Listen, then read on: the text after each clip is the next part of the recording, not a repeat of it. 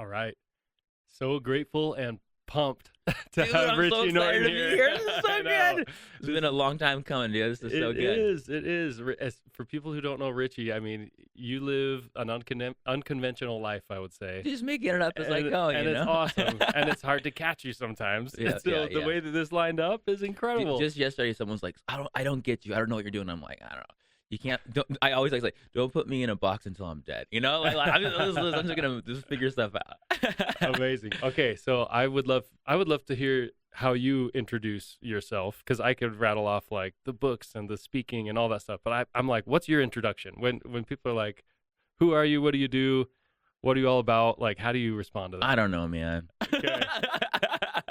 Which is what I say. Yeah. I don't know, man. And like, what do you mean? You know, because some people will position themselves as like their identity is their discipline Mm-hmm. because they think that is important or that's what they want. I'm not the I scratch your back, you scratch mine kind of guy. I'm not a hidden agenda guy. I'm not trying to get something out of you kind of guy. I'm just living my life. You live your life. If we can be cool and collaborate at some point in the future, awesome. So like, what do you do? I'm just like, it's a whole question, you know, it's supposed to be something. So I just go, hey man. And they dig deep when I get into it. But you know, for the purposes of this, I'm an entrepreneur, I'm an author. Obviously, I'm primarily, you know, a husband and a father. I got 4 boys, and one passed away, which totally changed our lives. We've had foster kids come and go, which is amazing and also hard because they're your kids and you love them and the world is, you know, crazy. And, you know, there's always, and just as a side note, like just, I know I'm not even saying details, but when your son dies, there's this feeling of obviously sadness, but also in my belief, there's a faith, you know, I'll see him again. When a child who you love comes into your home as a foster kid and they leave, there's that same feeling of sadness, but it also comes with the worry of where are they? How are they doing? I wish we could talk because they're still in the world experiencing all these things, you know? And so all the things that I do, all the credentials I have, which I don't believe you have to be credentialed to be credible, you know what I mean? But all those things, they're cool, but for me, they're all just tools to be able to have more time to spend doing stuff with my family, to be honest. Yeah, I love it. No one knows what I do. Like, I still don't know what you do. But yes, I've written all these books, Resumes Are Dead and What to Do About It, The Power of Starting Something Stupid. Brene Brown read that one, and she put on her blog that it changed her life and her husband Steve's life, and it blew it up in the top like 100 books of all time for a moment in time. You know what I mean? Do you know how she found it? Like how she came across it? I don't know. One person sends it to another. You know what I mean? You know, just how it works. And then anti-time management's done well. It was they have a, I don't know, last year or the year before, China has a national book day. And this guy who has like 100 million followers or something presented my book as the first book. So it's like wild. 'Cause I'll go to China and they go like, and I'm like, yeah, and like, look at my hair, you know? And they're like, what the heck? Who's this guy? You know, like, what's weird is I'm not trying to make something happen. I'm not forcing something. I'm just kind of doing what I love. But I understand that how you spend your time is how you show your love. And I really learned from my kid passing away and a bunch of other, you know, tragedies. Like, my brother-in-law passed away. My son passed away. My wife lost her memory. She had a stroke. She got it back. You know, I had a son get hit by a car. He should be dead. You know, we've had these kids come and go, and I just really learned that if you sacrifice what you love for success, you get neither. And then I feel like that's the way, to be honest, most people live, because that's the way we learn to do it. Yeah. One day, when you finally do this thing, you'll be able to live. I reject that completely. That's who I am. Wow. No, I mean, and there's so much in there. Say that one more time. When you sacrifice what you love for success, you end up with neither. Is that right? That's right. Okay. If you sacrifice what you love for success, you get neither. With the air quotes success, right? What we think success is. I think about, like, how do you define success? Yeah. Have you ever noticed that almost all these different movies we've watched over the last 20 or 30 years somehow circles around the idea that there was no dad, or there was no mom, and therefore I'm so sad, which is real, and therefore I have to do all of these things, and therefore my life is all this stuff. And I go, look, everyone's life is different, everything's whatever. But as a person and as a dad, that's not going to be my kid's story. Now, they might make something up, and say, well, they can say whatever they want. We interpret the world the way we do. But I'm going to be present. So success to me ultimately is, okay, let me say it another way. I get joy from helping other people do things they want and like to do. Very simple, very cliche. I can't control what other people do or what they like. But when you define success in terms of money or in time, it's obviously just a fragment of what, of what joy is. So having the ability to have the freedom of time is really important to me. But ultimately, I feel like success is honestly feeling like you're on track. And when you are off track, realizing that's also okay. Just come back to the track. That's right. You mentioned just being present. I feel like that is something that, the purpose of getting to a place where there is maybe some degree of financial independence or stability, where you then are freeing up your time to be able to be here now, like be in the present, be with your kids, pursue and do the things that you desire to do. I feel like that is just such the goal for so many people, is to like, how do I get to that? But I feel like it can be a very elusive path. Like, it feels like we're in this system that requires everybody's time for money, and there's not that flexibility and freedom as readily available, or at least this is a perception of mine. And you can say like, no, I'm loving what you're saying. Yeah. So it feels like we're kind of in this system that is, we trade our time and we get money, but then we lose all that time that we would rather be doing other things, or we would prefer to be more present with our families or whatever. And then by the time we get home from the grueling day of work, we're not very present, even just because we're spent, like our energy's down. We get home and we're like, I just need to decompress, unwind, whatever. And then it's hard to be like our best selves after that exertion, right? Tell me just reactions, thoughts on that. You're right. You're 100% right. You said the word, like you said, I feel like we're in that system. Yeah. I think that's what you said. Yeah.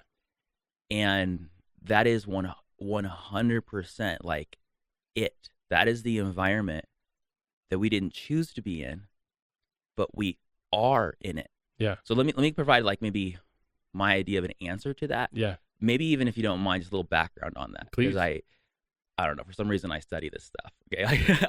I'm more curious. So the answer is stop managing your time. Start prioritizing attention. It's honestly the only answer, because what you're paying attention to is your chosen reality, regardless of the system that you're in. Yeah. We know this from like Viktor Frankl, and a lot of other people who have been in the most gruesome circumstances, right? Who are still able to survive and see something better or bigger, right? See a way out, at least in their mind. Okay. So stop managing time, start prioritizing. The other solution is because we were in kindergarten and they told us that you have to go through all these processes and then you graduate school and then you do this thing. We believe that the goal is at the end of a timeline. So I believe you have to rescue your dream from the end of a timeline, put it front and center, and live from the dream, not endlessly toward it. And that sounds like some kind of weird philosophy. I'm with you, man. Keep going. But it's also real. And let me explain just something really quick. This is where it's going to get geeky, but before the Industrial Revolution, people didn't live the way we live now. Yeah. Sure, they could have been distracted and had other things, but they weren't divided into necessarily all these different disciplines, or at least they weren't put into this machine where they were like a part of a whole. They were a whole person, in a whole environment, working on a farm, Mm-hmm. the family's together, they're making their food. They didn't think of it of like classes or subjects or things. They might have understood them, but everything was a part of it. When they started to get super focused on the Industrial Revolution, what they did is there's a guy named Frederick Taylor. It was called Taylorism. And he wrote this book called I think it's called like the Science of Management or something like that. He's the one who invented what we call time management today. That's why I wrote this book called Anti-Time Management. Yeah. And not that he said or did anything wrong or bad, but it was the first time in the world where people started saying they felt like they were, the word they used were wooden men. What they meant was those, Disneyland, and those like old school animatron things or automatron things. That's what they were describing. It was the first time people said, I am a robot. And it was also the first time people started saying, I am my discipline. Right. That wasn't a thing. So even we're coming full circle. Who are you? Mm-hmm. Oh, I'm an accountant. Yeah, right. Yeah, right. You're an accountant? People didn't, it was never like that. The system you said where we're trading time for money is a real thing. And these things we're experiencing going back and forth is very hard. So what you're really trying to say is, how do I break out of that system while living in it? And I would say, this isn't like a jailbreak. I would say, let's make it even a little easier. The way it was working even 20 years ago is different than it was today. The way our parents, our grandparents, our great-grandparents lived, they worked really hard to give us the access to freedom that we have today. So today when people say, I have to go to work and I have to come back, like you just did, and I don't have any time, that used to be forced labor. Today it's choiced labor. Because today you can just as easily, and people are like, no, you can't. Like, well, of course you can. You can just as easily choose a job that gives you the freedom to do what you want to do versus one that doesn't. I mean, it's a matter of thinking through it, though. Yeah. That's the challenge, is removing these shackles of the mind that you can't. Yeah. One more thought. Don't value your time. I'm going to say that again. Yeah. Okay. Let me say it this way. You need to value your time. If you bake a cake without sugar, you can't expect it to be sweet. So the idea is that if you have all these ideas and all these ingredients and all these things, and you don't put it into the cake, you can't expect to eat the cake with those ingredients. So value your time. Don't time your values. Yeah. So when people say, I can't spend time with my family because, they're right. Because that's being chosen in that statement. And you know what? That will never change.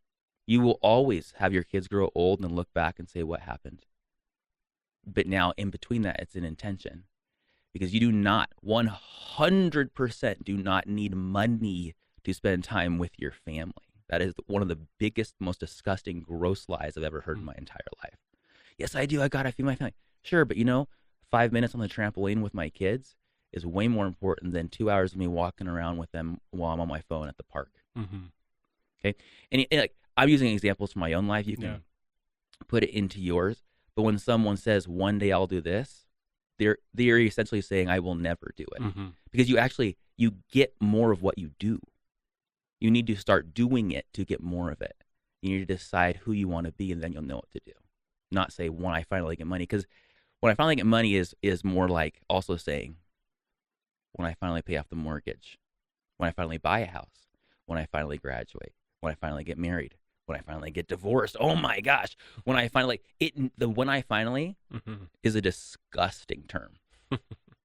It's never when I get finally. It's, okay, what's the goal of the goal?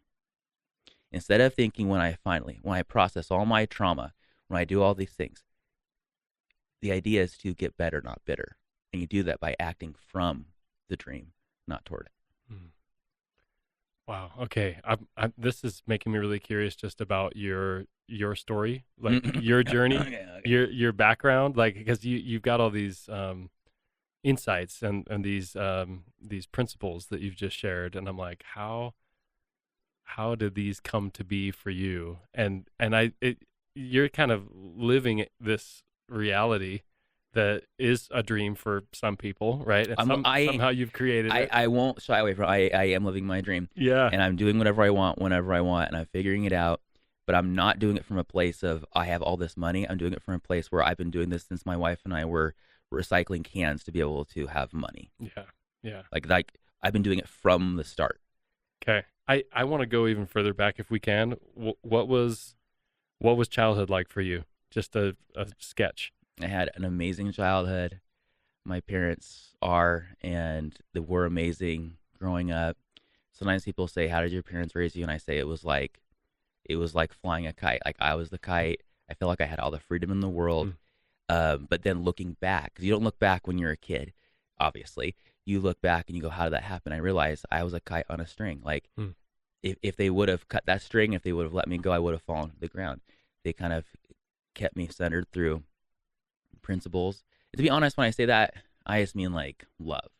Like my mom would be like, hey, there's this new kid down the street. He has no friends. Go be friends with him. My dad would see a kid selling candy bars, and he'd go to the kid, hey, what's your favorite candy bar? Buy it and then give it back to him.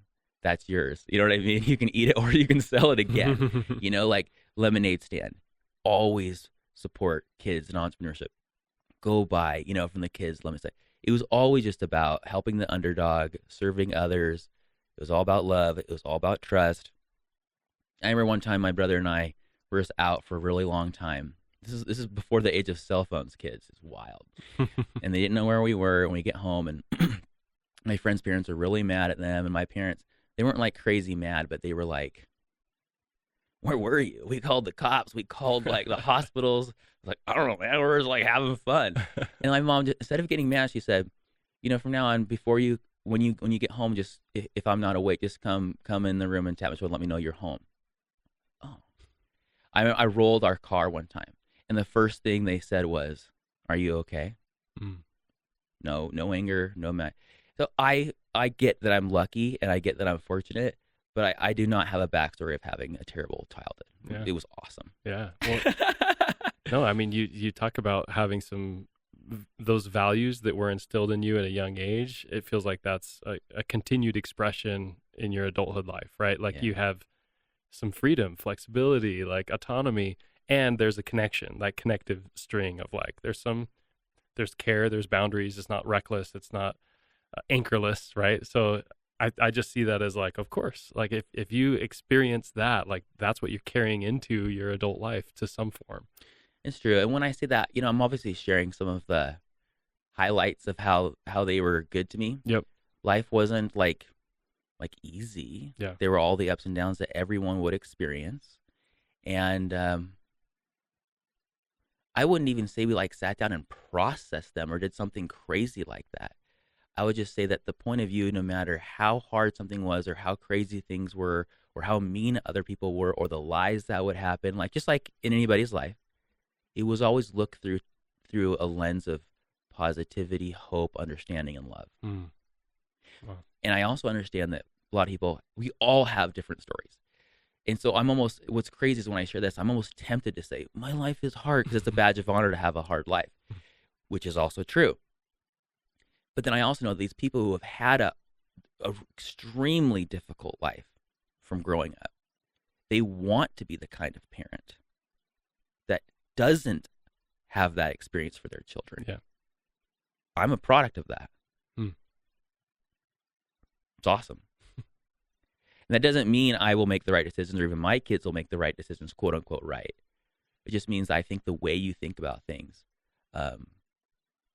makes a difference. Yeah. And did you, in terms of like financially, economically, did you have a sense of, oh, we're doing okay, or oh, we're not doing as good, or like, did you have any perception on that? That's a good question. What's interesting is just some context.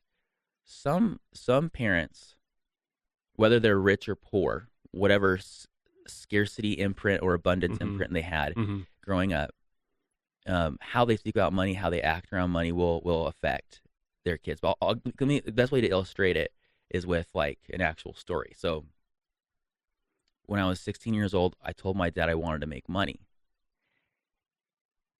And he said, "You don't want a job." And I was like, "What are you talking about? What dad tells their kid not to get a job?" And he said, "You're a kid. You're going to be working your entire life. Your job is to have fun and to get good grades." Something like that. I said, "Yeah, but I still want money."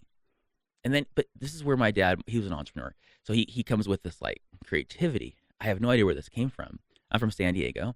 And he would say, "Go to El Centro," which is like 3 hours away from where we live, which is a farming town, and ask if you can buy the irregular sized watermelons, the ones they couldn't sell to the grocery stores, the ones that they would probably be throwing away.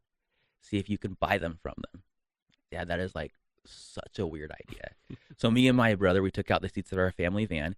And as I say this, yes, I know I'm privileged that I had a dad that had that idea and that our family had a car. The reason I said it is because every time I share a story like this, someone comes with some angle. So I know everyone will have an angle. Use the stories as metaphors to apply to your own life. And I say that even interrupting the story. I think this is essential on podcasts, as you're doing right now. People keep taking things so literally because we are telling literal stories. But if you can't think through how it can apply in your life, how can you ever think through the idea that you're going to be able to create a new one for yourself? This is essential. Okay, so we go down, we fill up our van with watermelons. It's low riding. We like it because it's so heavy. We get back and we sell these watermelons. Now, this is what crazy is. At the time, it's nothing. Like we made not a huge amount of money. Okay, didn't take hardly any money to get them. It was the idea. Yeah. Okay. But we made more money in one day than we would have working the entire summer for minimum wage. Wow.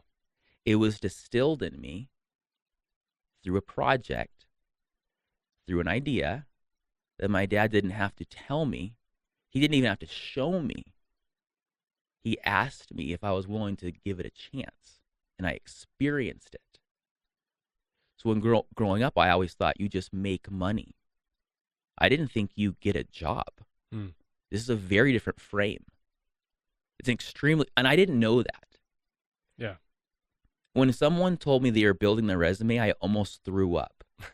You're only doing this thing because you want a bullet point on a piece of paper to get a job. Honestly made me sick because they were doing something they hated to do, thinking they would get a job in a place they hated, to work in something they hated doing, so that when they're 65, fat, rich, and retired, they could finally do something with their life. That grossed me out. Okay? This all stems from this experience and other experiences I had. I learned you could trade time for money through an experience, through a project. It literally took like less than a week. To be honest, I didn't know that happened until someone like you in a podcast asked me, and I first shared it. So I think that's the importance of also reflecting on your good or bad experiences and then making meaning for them. So after my brother-in-law passed away, my son passed away, our foster kids went, we were in Hawaii. And before we went to Hawaii, we went on a road trip across the country, working from the road. I did not have the money to like cross the country from New York to San Diego to Mexico to Canada, back to Hawaii. I earned it along the way. I didn't know how to do it. It was this bigger goal or dream or question I had of what if we could do that allowed me to find the tools and ideas to make it happen. I'm on we live in Hawaii. I happen to be in Utah, about to go to China for some projects I'm working on. And I get a flurry of calls and texts and find out that my son's been hit by a car and he's in the hospital. That someone who saw him get hit knew him, but his face was unrecognizable. Ooh. They killed his liver. I guess livers grow back or something like that. I don't know, man. Little lizard tail kind of thing. I don't know, bro. Something, I could be saying crazy things. Maybe I'm wrong. But he's okay. And I'll fast forward, like, the way he sees the world is interesting because I thought he'd be scared of everything, but now he's out riding these 20 and 30 foot waves in Hawaii. I'm not exaggerating. Wow. Like, he's a crazy guy. And what I learned was he didn't think he got hit by a car. He feels like he beat the car. He doesn't say that out loud. I'm sure he's Right. never even thought of it that way. Mm. But that's the way I see him living life. It was more like, Yeah. okay. So this is that mentality I'm talking about. Mm. But I remember when he was in the hospital, and I went home to get something, and my wife's by his side, and I'm walking down the beach, and just this awful thought, like does God hate me? Hmm. Because there was this string of terrible, the most tragic events happening all at one time, seemingly. And then I got a little more logical, and I said, well, these things didn't happen to me. I'm not the one in the hospital. They happen to the people I love. And then I thought, this string of events may be tied to me because they're people I love, but they weren't. It wasn't like one thing happened or another to make each of these things happen. They were individual events, product of being in the world, right? And then I thought, this was the inspiration. This is the revelation I had in my head in the moment. It was, love God unconditionally. Because I feel like everyone blames Daddy in the sky every time something goes wrong. Where Daddy in the sky has unconditional love for us, we only have conditional love for him. Mm. It's freaking messed up. Where does it say to do that anywhere? I don't find it say. I've never seen. Where does it say to conditionally love God? When every faithful person seems to do so? That was new to me. Mm-hmm. Even though I've been taught somewhat like that my whole life. It's hard. But when I started thinking like love God unconditionally, I also thought, that means I can keep my faith and that I can put my hands to work and do what I need to do to get things done without worrying about why. Then I realized life is so hard. And I realized that grief is like, it's like a tunnel, not a cave. Yeah, say more about that. You got to keep walking. And grief can become a tunnel if you stop. Grief can become a tunnel if you keep walking. If you stop, grief becomes It's a cave. Yeah, yeah. You can walk in and out, or you can walk through. Yeah. And then I realized, even if I can't find an answer, because let's be honest, my prayers weren't answered when my brother-in-law died. My prayers weren't answered when my son died. I don't always believe that a prayer means your wish is going to come true. Mm-hmm. That is obviously not true. And I believe that the greatest miracle of faith is having faith when there is no miracle. Mm. Obviously. And people who like to read scriptures, read them through the positive experiences and faith of people. I do too, but I also realize and read them that these are the people that had the worst experiences ever. And most, if not almost all of their experiences weren't answered with a positive experience in return. Think about that. Okay. So I decided, finally, whether I get the answer I want or not, whether I get the feeling I need to feel or not, I will assign positive meaning to my negative experiences. And I think that's the secret of life. Some of those difficult experiences that you've been through, you mentioned a few of them already. What were the positive meanings that you arrived at on some of those that come to mind? Like, oh no, I don't know. Well, I wouldn't necessarily say like, oh, this tragedy happened. That tragedy was good. right. That's not true. Yeah. I will say, what will I do to get better, not bitter? Yeah. So that looks like Gavin's Law. So my brother-in-law that passed away was named Gavin. Mm-hmm. My son that passed away was named Gavin.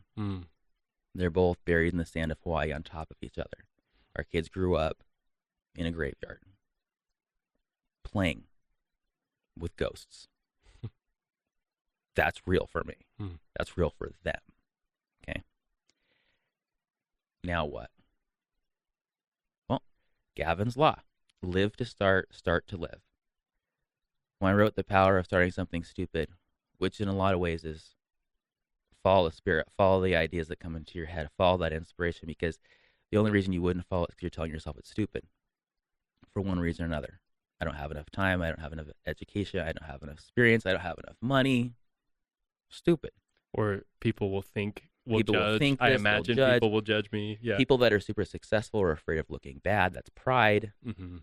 You know, and the idea is, how can I overcome fear, pride, and procrastination? Mm. If I had no fear, pride, and procrastination, who would I be? You'd be real. That's the only answer. Yeah. You'd be a real person, man. Everything else is a facade, right? And so when you ask, like, what does it mean to assign positive meaning? In Gavin's Law, I came up with live to start, start to live, which is the idea that if you live to start, those ideas that are pressing on your mind, you really will start living, whether they work out or not. Otherwise, you're like the Walking Dead. And START is an acronym for serve, think, ask, receive, and trust. So I really think the way to operate is to say, how can I serve others? How can I thank others for the opportunity to serve them, even when they should be thanking me? How can I earn the right to ask? I believe people can ask, but I also think, ironically, you can ask. I've learned this from some of my mentors. You can ask really stupid questions.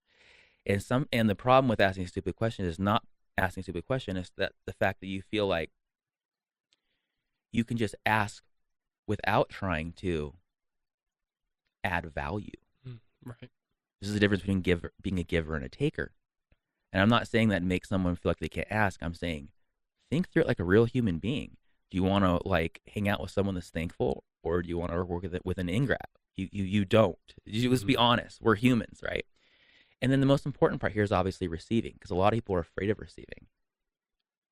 They don't want to feel like a mooch. Think of football. If a quarterback threw the ball to the receiver and the receiver intentionally knocked it out of the air or caught it and put his knee on the ground, after you have all these fans and cheerleaders and a whole line protecting you, that's freaking messed up. The goal of receiving and the way you reward the giver is by running with the ball, trying to scoring. That's the win. That's the win-win, as Covey would say. Covey was a mentor of mine. Stephen M.R. Covey, his son, is a mentor of mine. I have a lot of really good people around me, okay? And the last one would be trust. You trust this process. Serve, think, ask, receive, and trust. And let me add one thing, because the Covey thing came up randomly. One time, Stephen M.R. Covey asked me to work for him with this program called The Speed of Trust. I was in my mid-20s. He said I was a good speaker. He heard me and all this kind of stuff, whatever. And I go, dude. I didn't say dude. I think I was a little more respectful than that. Sir. I'm like, bro. But I did say, I said, what will the gray hairs think? I said, aren't I too young? We all have something. And at this point in my life, it was being too young. And he pounded his fist on the table, like, not like crazy, but like kind of funny, but showing me he was serious. And he's like, people say they have 20 years experience, when in reality, they only have 1 year's experience repeated 20 times. Some people do the math and go, that's still 20 years experience. And I go, you missed the whole point, you freaking idiot. Some people completely miss life because they keep repeating it. The idea is to grow, to be in permanent beta, as they say, to change, to do something. I believe it's not a lesson learned unless it's a behavior changed.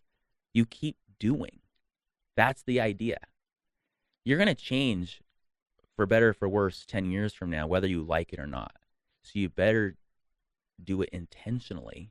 That way you can have a little fun in the process. I mean, what's the point for not having fun, you know? Did you ever take just like kind of a regular full-time job You talked about that selling watermelon experience. Of Like, course I did. so you did have some jobs like that. I also thought I don't want to be someone who doesn't understand Mm. what it means to have a regular job. I don't know why I thought that way, but I did. Okay. So I got a job at Blimpies and at Chevron, and I Nice. pumped gas and washed like window guys things, and I made sandwiches for people. Okay. I was also in a punk rock band, which is not a job, but we figured out how to like make music and make CDs and gather people. When I was in college, I'm not. I went to BYU Hawaii. I don't look Polynesian enough to like dance in the night show. So I'm washing, even though that would have been awesome. Yeah. Spinning the fire knives. Side note, my brother does. He's a drummer, and he ended up drumming that. Anyway, so cool. Nice. Hi, Eric. Okay, so but I washed dishes at the PCC. Okay. I washed dishes at BYU Hawaii. I was a custodian at HRI, which is a thing in Hawaii, dude. Yeah. I when I first graduated, I worked in the alumni office as an employee, and I actually tried to get a job. This was in the mid 2000s. This is when the economy crashed, and they said there are no jobs. In fact, not just there are no jobs, there's a hiring freeze. I was forced to go into entrepreneurship, consulting, coaching, real estate, insurance. Frick, I'm just trying to find my path, trying to figure it out. People started asking what I was doing, how I did it. When my son passed away, I started looking at, oh my gosh, what is life? I took a piece of paper, I folded it into 4. I wrote down my 4 biggest goals, and one of them was eventually to get an MBA at Thunderbird. It's the #1 international business school in the world. I'd never heard of the thing, but at one point I was in the Philippines doing something, and someone mentioned that school. I was like, that's cool. So I did that, left Hawaii, all because of writing something down on a piece of paper. Got this MBA. But let me tell you something. I served a mission for the Church of Jesus Christ of Latter-day Saints in Brazil. I lived in areas where there were tons of favelas, tons of poverty. Which mission? Fortaleza. Cool. São Paulo. You South. were? Yeah. E E aí, mano. Beleza. That's so cool, dude. What? Yeah. We should do this whole thing in Portuguese. Vamos. Everyone will make fun of our accents or something. Oh, totally. All right. But as you know, people all around the world, regardless of their economic situation, they're great. They have amazing talents. They have all these things. Sometimes they just don't have access, And so I thought, how can I help people get access? And I went to BYU Hawaii. I was student body president there. And the President Shumway at the time asked me to ask students whether they were going to return to their homes or not and be leaders in their countries and all that kind of stuff. And a lot would say, no, there's no jobs. I want to go home, but there's no jobs. And so I wrote a business plan for the business school competition saying, hey, I want to start a center for entrepreneurship to help people create jobs. Business plan failed. They said, the devil's in the details. You don't know what you're doing or what you're talking about. I said, I'm going to do it anyways. And the first business I started was a cashmere company in Mongolia. It was a social entrepreneurial venture to create jobs. That inspired a lot of Mongolians to start businesses. We started doing business all over the Asia Pacific Rim. I started the Center for Entrepreneurship at BYU Hawaii. It eventually got endowed by the Willises. Now it's run by academics, which I have my own feelings about. I love you all. I just wish there was more hands-on, let's build business, let's create jobs, because I feel like that's just so important for people. And, we're all doing our best, and people can do better, and people can do more. But at the end of the day, like, when you ask in the beginning, who are you, what you do, I literally am just looking for nothing. However, my bigger vision in life is how do I help people? So when things come into my, I don't know what the word is, like purview, like within this, or I think about something, or I see an injustice, then I think. It's a process. It's a system. I'm a systems thinker. I'm a Lean Six Sigma master black belt. That might not mean anything to you, but I think through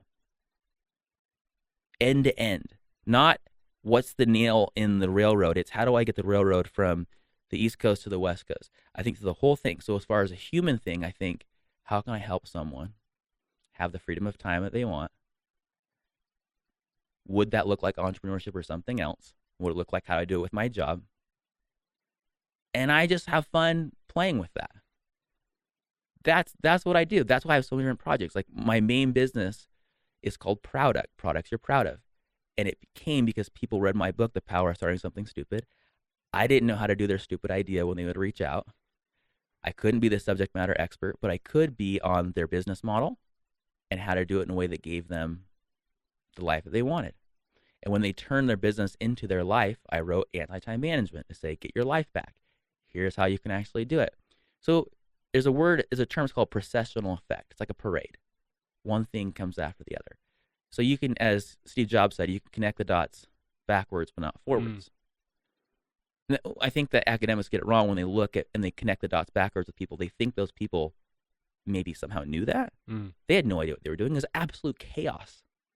They were just doing what they could where they were at the time, but with a bigger question. Michelangelo and Da Vinci, how can I reveal the face of God? In their works. That's why they were polymaths. They didn't identify with the tools of science and math and sculpture and art. Those were just things they were doing to reveal the face of God, a bigger question. So when you ask a bigger question, you can get a bigger answer. You can create a better life because you will use all the things at your disposal to make it happen regardless of your situation. Oh, beautiful. Okay. What do you do when just the daily pressures of life start to I just weigh cry, in? dude. Yeah. I like get the I stress, get in my car and turn up some music as loud as I can, you know. To be honest though, like an actual practical thing is I go on long walks, dude. Yeah. I talk to the trees don't talk back. It's a good time. No, that is like a ritual, I really right? do. Like you have a You know, ritual. I of live by daily I live walks. by the ocean, so I get in the water, the salt water. You know, I feel like getting into nature helps. You know, people are like, oh, I'm going crazy, this or that. Also, I allow myself to feel like it's okay to feel bad. Yeah. I try to remind myself that it's a moment and that it'll pass, even if the moment is years long. You know, I don't. This is the problem. You know how someone's like trying to diet and then they'll like, quote unquote, mess up. I don't use the wrong terms. I'm hurting somebody's like the way they think about eating and stuff, but they'll mess up, but then they'll double down because they messed up and just keep going crazy. Like that's what people do with their emotions. Like, oh no, I didn't get this thing in on time. I guess my life sucks. I guess I'm ruined forever. What a freaking lie. Who was telling you that lie? I mean, you're telling it to yourself. Tell yourself a better lie, man. Tell yourself it doesn't matter and you'll figure it out in an hour because that's probably what's going to happen anyways. I think we borrow problems. So when I'm feeling down, when things are bad, I allow myself to feel bad and I don't punish myself for feeling bad.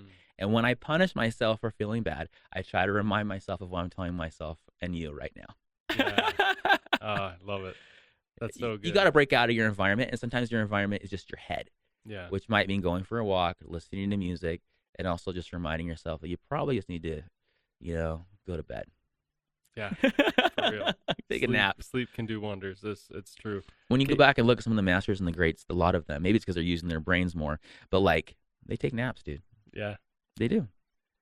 You mentioned the story of your son being hit by the car who survived. You mentioned your other son who's passed away a couple of times. Is that a story you'd be willing to share? Like you told us about it at a retreat, but like, what happened when you lost your son, and how did you kind of move through the grief of that? Or so Gavin is our fourth son, and he was born after his uncle Gavin had passed away. That Gavin had lived on and off with us for about 5 years. Oh, so you guys were close. We were very close, and when he passed away, we don't know exactly why. It was in his sleep. Oh, interesting. So Gavin, the baby, our son, brought us so much joy because in one way or another, he was, you know, my wife's brother's namesake. Yeah. And his older siblings, Raleigh, Cardin, and Lincoln, my sons, it was like this joy, right? Yeah. That's what babies are. They're just pure happiness. So we kind of filled the hole in our lives. And then one day he got a cough. And took him to the doctors, of course. As a baby. As a baby. Okay. He's a baby. And they said he was fine. They said later it was maybe RSV. He'd be fine. Eventually the coughing got so bad that the breathing got so bad. when I say this, like, obviously there's more to it. Like, he was fine. The checkups were fine. Everyone said he was fine. There was nothing like crazy happening, right? It's just normal baby stuff. But we get him to the hospital, and they keep us there to see, what's going on. I'm not blaming anybody, but for one reason or another, they didn't figure out what was going on. I'll fast forward a little bit. It turned out that it was pertussis, also known as whooping cough. Mm-hmm. And they filled him with all these fluids and all these tubes, to breathe and survive. And he was just puffed up, didn't look like himself at all. And I remember one night when we were constantly praying and the world was praying for us. We were sharing, it was when blogging was cool. My wife was, sharing, please help us. And I remember one guy from Istanbul typing in that he stood up praying all night for our son. Wow. It was pretty incredible. And I remember, like, I don't know if I ever I don't know where I might have shared this before, maybe nowhere, but I'm on one side of his bed and my wife's on the other. And we look at each other and we realize that this could also ruin our marriage. We didn't know what would happen. We just knew that these things happen. And we promised each other that we would let this tragedy, impending tragedy, bring us closer together, not further apart. I don't know if I've shared that before, maybe somewhere. But it was an intention. And we're not perfect at it. And then a nurse came in and she said, you need to stay the night, which is the weirdest thing to say because we obviously always stay the night. She was just trying to do her, like, a gracious way of saying that he wasn't going to make it. And I remember they let us hold him. They took out all the wires. And I held him for a moment as a dad. And then I handed it to my wife. And we just, I put my hand on his heart. And she was in a rocking chair. And we sang him lullabies until he slipped away. And we left the hospital empty-handed. It was crazy because a nurse came in. We didn't know what to do. What do you do with your dead son in your arms? It's not something you can prepare for. But she said to us as a nurse, can I rock him? Angel. And so, like, that's what happened. And, it ruined us. It still has. We still think I'm talking about it right now, so, I mean, I don't know what to say about, like, lessons learned or this and that, because, again, I'm assigning them to them. But I will say that, like, life is real, but also it's okay. I remember asking my wife how she walked out of that room later. And she said, her name's Natalie. She said she felt like there was another Natalie holding her hand. She felt like there was, like, another Natalie inside her that was stronger than her, that she didn't know was there. And I think that we all have that. Wow. Thank you for sharing that story. I felt that. Yeah, I do. Love you, bro. Yeah. No, I think that the resilience that you model, and the deliberate choice to not go to bitterness, because I feel it with you. You're like easy to smile, laugh, so outgoing, friendly, kind. I mean, those are not the attributes of somebody who has allowed bitterness to envelop them. But it also doesn't mean that you have not allowed space for the grief, and not allowed yourself to feel. That's a good word, is the space for the grief. And I think that's what a lot of people might be missing, is a place to put things. And I don't mean to separate your life. It can still embody your whole. But I think it's important to realize that you can hold more things than you realize. And you can act from those different energies as a choice. Thank you for that. Okay. Um, I don't know.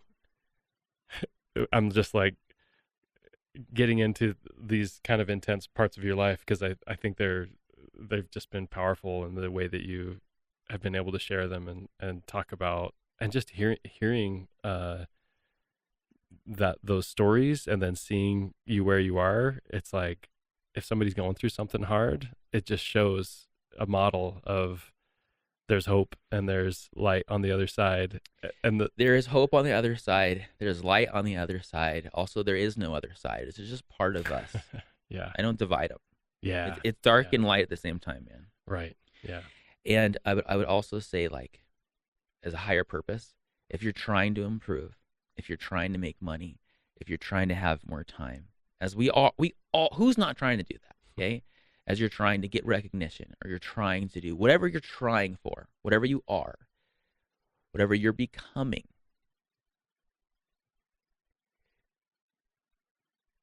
it doesn't mean your life's going to be perfect. What it means is as you said, you're creating space so that when bad things happen, as they will, inevitably, you can act on them from love as opposed to react on them from fear. Mm-hmm. This is the spot you want to be in. The irony of that is you don't have to have money or time to do that. You could do that right now just by listening to my words, our words, right now, and making a choice to do it, just like turning a light switch on or off. Yeah. Wow. There's the experience that you had with your wife who, did you say she had a stroke and lost her memory? Yeah. And some of her personality too, if I remember right. Is that how you? Well, I don't know, man. I don't know. We were in the car, and we were going to go on this road trip after our foster kids left. And when I say foster kids left, I mean the mom met my wife, asked if we didn't know her, asked if we could watch her kids overnight while she got a new job. We said yes, and she didn't come back. Oh. That's what happened. Involuntary fostering. So we went from 4 kids to 3 kids to 6 kids overnight. Wow. Technically, when Child Protective Services came, they said, we're going to split these kids up. I said, no, what do you mean? Like, where are they going to go? Well, no one can take 3 kids at the same time. They're going to sleep in our offices. And my wife and I said, well, we'll take them immediately. Like, it wasn't a discussion. And we both just knew, of course. And they said, well, you can't because you're not certified. And you can't get, all this stuff. But then they said, well, since she put them in your care, we can call it kinship placement. And we said, sounds good to me. If you can't get paid, I don't care. And that's what happened. And so we had them for 2 years, and they had I don't want to get into these, but they had all kinds. It was a 7-year-old girl and 1-year-old twins. Wow. And they had all kinds of things going on. Yeah. And my wife is an actual angel and helped them with these struggles, physical and mental. And then after about 2 years, we were going to adopt them. But the state we were in is more of a reunification state. And the mother was in a place where she could and wanted, the kids. Yeah. And so that's a very happy moment. Also a terrifying moment because there's a reason that they were, you understand, like, okay. So when that happened, we were going to go on this long road trip as a way to huddle our family together. One-way tickets. My wife had something in New York, so we were going to meet her in New York, and then we were going to drive across the country and not know what would happen. It sounds like we're escaping something, but if you've ever been in a car with kids, that is not an escape. It is actual insanity. Yeah. Okay? And all the stuff comes out. But we knew that. We thought time with our family in a small space, so to speak, but also outdoors would be good for us. But on the way to the airport, my wife started stuttering. She couldn't remember my name. She couldn't remember our kids' names. She couldn't read signs. Wow. She had a stroke. They call it a mini stroke. So we went to the hospital. When we got to the hospital, she was there for some time. Then they said, hey, we don't see any like damage to your brain. We don't know what's going on. She came to. They say, live your life. Like, live your life. Like, go back. It might happen again. It might happen again. I'm like, okay, we're not going on this road trip. And she said, oh, I'm not laying down in my bed. I'll never get back up. And so she was going to go there before us. And that was the ticket we had. And that's how it worked. So she actually goes, and I give her a little card that says, hey, if I forget my name, here's who to call. And then I remembered, oh, she's going to forget to give him the card, you know? So bad. Anyways, that's what happened. Wow. Yeah. She's great. She's doing good now. So, Yeah. Wow. Okay, and so that was a short-lived incident then. There wasn't a repeat. There wasn't a. No, there's obviously aftermath and all Okay. kinds of things, but there hasn't been like a crazy incident like that. Yeah. Again. Wow. Okay. Oh, so just to wrap things up, like. Oh, you're right. On that I note- tell these stories and I kind of leave them hanging, don't I? No. I'm glad you're wrapping it so people aren't freaking out. And, today, as we speak, I have a son who served a mission in Angola and Africa, speaks Portuguese like I do now. So we both speak Portuguese, which is crazy. He works with Dr. Benjamin Hardy at scaling.com. Awesome. He travels the world. As we speak right now, he is in Argentina just because he can work remotely. Cool. So he does. I have another son right now in Bali working with underprivileged kids and kids that have special needs. I have another kid in Hawaii, and then I have a son that passed away who's in heaven, who's walking around, in the air or something like that, making sure we're okay. Yeah. You know what I mean? These 3 foster kids, we don't know where they are or how they're doing. Okay. And then my wonderful wife, as we speak, is actually with my parents because my mom just had knee surgery the other day, and so she's helping her with that. And here I am with you. And I say that because, like, look, my family is dotting the globe. Things are good. Bad things will happen. I hate having that mentality, but I expect to confront them with courage. It's cool, man. Yeah. What else are we gonna do? No, I love that. There's just this acceptance of like mortality of what the human experience is, and instead of placing our sense of happiness or wellness on as long as nothing bad happens, right? Like not making that the contingency. That's actually a really good point. I do not think that way. Yeah. I would rather trust and fail 9 times out of 10 than not try at all. Yeah. It's about not positive thinking. It is just about living with joy, and joy is enduring. Happiness is fleeting. Yeah. Love it. Any last words you want to share? I with love the you, man. people This has been listening? so All fun. right. I hope Cool. people just do something with it. Whatever is pressing on your mind, you should do something about that. Yeah. Love you too, man. Thank you. You're awesome. It was awesome. Thank you.